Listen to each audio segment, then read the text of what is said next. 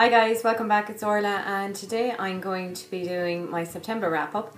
I attempted to read 5 books in September. Now I actually have read, probably 8 books, maybe not 8, 6 or 7 books, but some of them are from my monthly recommends Goodreads group, and I'll be doing that in a separate video, so I'm not going to mention them here.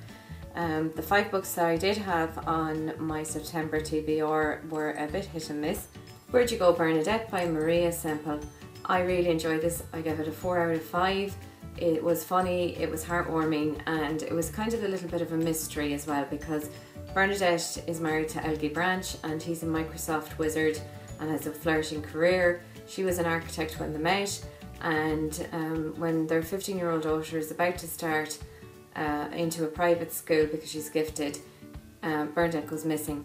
But it's actually very funny because you see the relationships with people in her life and with her neighbours and the other moms on the PTA, and it's a little bit of a mystery as well. It's a very unusual, quirky book, but I highly recommend it. The next book is The Summer Without Men, and it's by Suri Hustvedt. Now I carried this over from August into September, and I didn't actually finish it.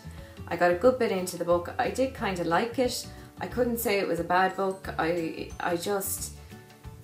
I don't know, I just couldn't really, there was parts that I really enjoyed. I thought her descriptions and her touch on poetry was very nice, and I really enjoyed that, but I never really got hooked, you know, and I think that's what put me off. I never really, it was kind of just blah. It was nice, I can't say it was bad. You know, some books you read and you think, oh, that was just awful. It just was blah. I would say probably a 3 out of 5. I wouldn't say don't go and read it, because you might enjoy it. The third book I read was How to Be Bad by E. Lockhart, Lauren Miracle and Sarah Malinsky. This features around 3 girls, and they're in high school and they work together in a diner. And we see Jessie, Vix and Mel, and they come from different family setups and different economic backgrounds, and they go off on a road trip together.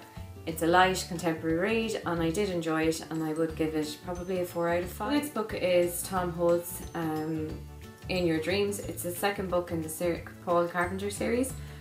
I never got around to reading this. It's not because I didn't want to, I really did want to read it, but the truth is that I had other books that I needed to get read for my monthly wrap up, and so I didn't actually get to even touch this.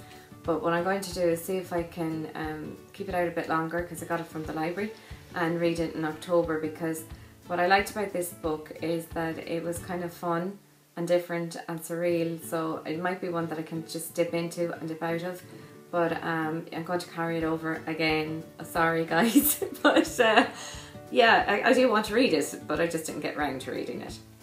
The 5th book is The Infidel Stain by M.J. Carter, and it's the second in the Avery and Blake series. I actually really enjoyed this.